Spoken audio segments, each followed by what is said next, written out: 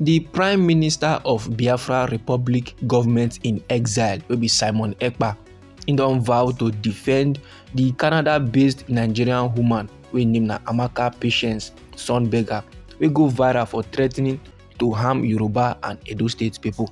The Biafra agitator wey be Simon Ekpa in the yarn this one for inside one statement wey he drop on Thursday through im official social media handle for the popular social media platform wey we know as X. And this in statement, my good people, e dey come after the Canada-based Nigerian woman wey be Amaka Sonbega. On Tuesday, she come release one video clip like that through her TikTok account, and for inside that video, she dey threaten to harm Yoruba and Edo State people wey she go meet for inside Canada. Normally, my good people, we all know say any matter wey enter social media, e no dey hard, e go just cast. Now this lady now, we don't know wetin dey sup when come carry violence come go enter social media, but wetin we know be say the kind talk wey she talk for inside the video, e no make sense.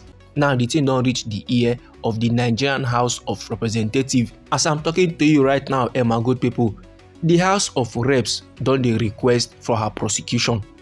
The Nigerian lawmakers now don write things and things to the Canadian government to prosecute Amaka Patience Sonbega for yarning things and things about violence and genocide against the Yoruba and Benin people. Now, in a relative move, the chairman of the Nigerians in Diaspora Commission, maybe Abike Dabiri Erewa, in the yarn on Thursday, say this particular matter, they don dey follow am up already. And in the yarn this one, say the Nigerians in Diaspora Commission, they don already write petition give Patrick Brown, wey be mayor of Brampton, Canada, regarding this particular case. Now, reacting to the matter, Simon Ekpa come dey yarn say the Biafra government, they go defend Amaka Patience Sonbega.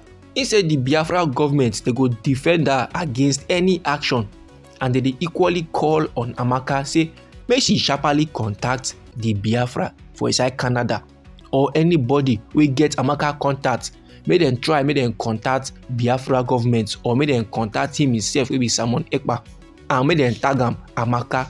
So the guys get this contact immediately. The guys communicate with Amaka because see they want follow up the matter, they want defend her, to make Amaka no panic for any reason. Say then dey for her back. All this talk, my good people, they come from the Biafra agitator, the Prime Minister of the Biafra Republic Government in Exile, will be Simon Ekpa. And he constantly yarn say this claim where they come from Patience Amaka Sonbega, this threat, so no be like say she just wake up for morning, can't decide to choose violence. No, this threat they come say the same people where she dey threaten don dey bully her since, and not be only victim of bully where she be victim of RIP too. Instead, they don't buy her spiritually during the election, and they don't still buy am even before the election. So now anger we come make her yarn all this kind one, so we she drop for her TikTok video. So the Biafra government, they go provide legal services if need be. Now only talk she talk for mouth.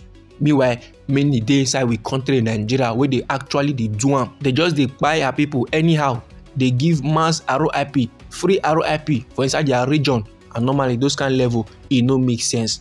So therefore, there is no outrage. And those Ohanese we don't disown Amaka Patience Sonbega, they are hereby banned in Biafra land. All this one, my good people, they come from the Prime Minister of the Biafra Republic Government in Exile, will be Simon Ekpa. And no be lie, my good people, the Ohanese in the Igbo worldwide, they be don yarn plenty about the matter. They say the lady will post the viral video to poison Yoruba and Edo people for inside social media, say that lady no be Igbo person. They say he no get any sufficient evidence. He no get where they write am. Say the lady will post the video na Igbo person.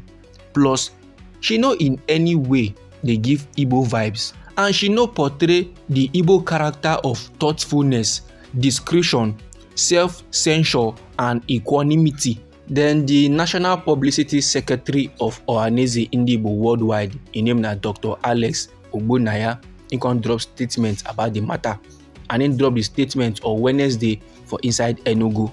He now come the yarn for inside his statement, say the Ohanese they won't be ignore the social media video clip. sake of say thing dey come from a deranged psychopath. The one may just leave the video, make it just be. But based on the plenty calls wey dem don dey receive, sake of say the video e don go viral, and if fit get some kind people for inside the country or for inside Canada or for inside any country for inside this world wey fit last come lis ten to wetin she talk for the video, come go up and down dey go poison Yoruba and Edo State people. Na why their attention gats be on this video, and na why dem gats drop statements about the matter. Oga Ogbonnaya come still dey yarn say e no get any Igbo man or Igbo woman wey go throw stone for inside full market because they dey fear last who the stone go meet. And that na sake of say na Igbo people travel pass any other ethnic group for inside Africa, and as they dey travel, they dey create homes far away from their own home. Anywhere wey Igbo man enter, he go make sure say that community he do the necessary, he contribute to develop that very particular community. So if one Jagoda person now can go poison food, for example for inside Lagos or Ibadan or for inside Benin, if it be say last na Igbo person na go first eat the food wey dem poison. Oga Ogbonnaya say that lady now wey post this video, the lady must be depressed. So the Ohaneze now dey use this opportunity to enlighten the younger generations. Say Igbo, Edo and Yoruba, dem dey share plenty things in common, and their intermarriages wey don last for ages, marriages between the Igbo, Yoruba and Edo, they don produce well accomplished grandchildren. So the Ohaneze dey therefore assure the entire Yoruba and Edo brothers say these threats now wey dey come from this depressed and oppressed lady, may they just ignore am, may they just take am like one idiotic and meaningless joke, and they still dey use this opportunity to take call on the security agencies for inside Nigeria, may dem trace the people wey dey cause this katakata, may dem make sure say those people now dem face the full weight of the law. That my good people dey come from the Ohaneze Ndigbo worldwide, and that's na their comments about the matter.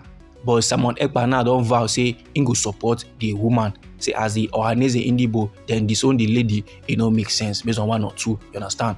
Normally we need to support violence. We know very well say wetin the lady yarn for the video, e no good, and she no suppose do am again sake of say she no know who dey lis ten, she no know who dey watch.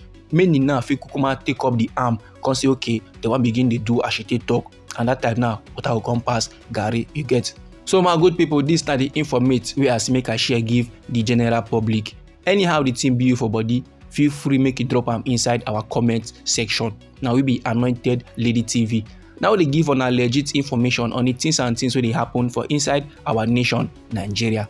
So if you would like to receive more news, try make you subscribe to this channel and try make you put on the notification bell so that as we dey bring the news they come, then go first receive the updates and you go get them sharp. And they come your side again with another interesting informate for you, my good people. I beg, no go anywhere.